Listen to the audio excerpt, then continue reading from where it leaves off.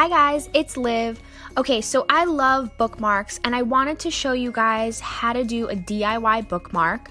So the first thing you're gonna do is you're gonna coat your watercolor paper with water. So normally you would just use a regular paintbrush and a cup of water. Here I have this like special paintbrush that has water in it, but you don't need to use this. You could just use a regular cup with some water and a regular paintbrush. Once you coat the paper with water, you're gonna dab into the colors that you want to use, and you're going to like blot the page with the color that you're using, and make sure you're using a lot of water for this because that's how the colors are gonna blend best. Okay, so here you see that I'm just doing more blending and blotting with the water and the watercolors. So the key to all of this blending is just to keep adding more water. Water is what's gonna make all the colors blend together. And even as much water as I'm putting here, it still somehow doesn't look that blended, but that's why I keep squeezing my brush to add more water so that it'll kind of blend even nicer. And it doesn't need to be perfect because you're gonna add some more elements to it that are gonna make it pretty, so you don't need to worry about it being perfect. Just blend as best you can.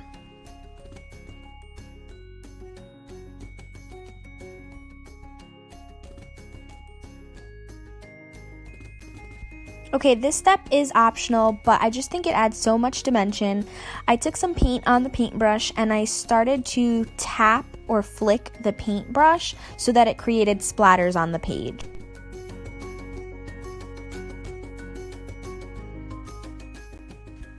In this next step, I just took my embossing pen and I started to hand letter the word create on there. You can pretty much do whatever you want for this part. If you want to draw something, if you want to write something, this is where your creativity comes into play and you can just make whatever you want.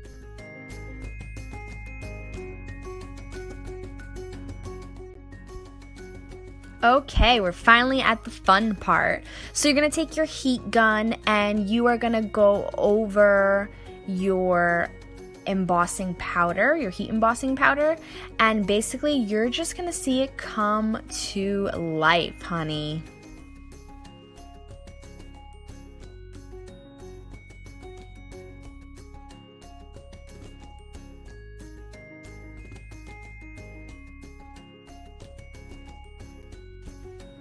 Now you're gonna take your scissors, or if you have a paper cutter like I do, you can use that.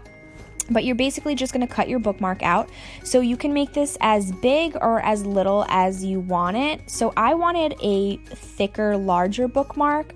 So as you can see here, I cut it to be very big, but you can cut it to whatever size you want.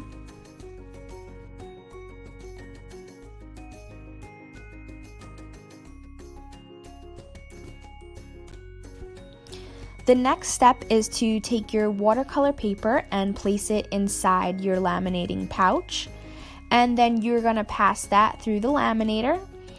You don't have to do this step, you can skip it. I just find that when I laminate something, it keeps it from bending or folding, so I really like the way that it comes out when it's laminated.